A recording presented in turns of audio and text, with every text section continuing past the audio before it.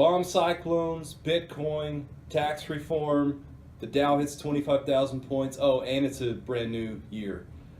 A lot of headlines. And I think that we will have a lot to talk about in 2018. Today, we're going to talk about Bitcoin. And I don't know of anybody in this office that knows it better than Michael. He follows this stuff pretty closely. And so I asked Michael earlier to start working on a blog post on Bitcoin. And what he's going to do is he's going to go through on this video his thoughts and what he's working on. Hey everybody, happy Friday. Let's talk Bitcoin real quick. So, you've probably seen Bitcoin in the headlines a lot lately. The value's fluctuating up and down, up and down.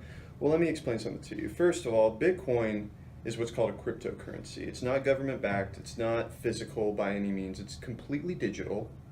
And there's one thing that really makes it unique is that in today's world, there are really two types of currencies. There's fiat money and there's commodity money. So fiat money is basically money that is issued, circulated by, and regulated by a federal government. Take the US dollar, for example. So if I were to hand you that dollar, the paper that money is printed on isn't worth a flip. It's worth $5, $10, $100 because the US government says it is. Those dollars have the full faith and backing of the United States government, and that's what makes it valuable to people. On the other hand, we have commodity money, and commodity money's, if I were to take a gold coin about that big, you just cut my lawn, and I said, hey, I'm going to pay you with this. It's not US backed, it's not backed by any major form of government, but because it's a precious commodity, you're going to say, hey, yeah, I'll take that gold. It means something to you.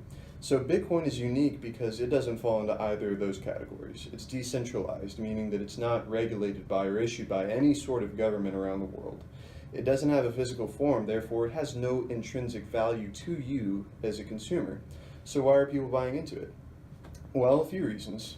First of all, Bitcoin uses a system called blockchain, which is used to create it. It's used in transactions, and it's a really complex system that I won't go into in this video, but suffice to say that when you use blockchain, you make transactions virtually untraceable. So this is really attractive to people who want to make an investment, who don't want to be taxed on anything, who want to basically evade the government in what they purchase and what they do with that money.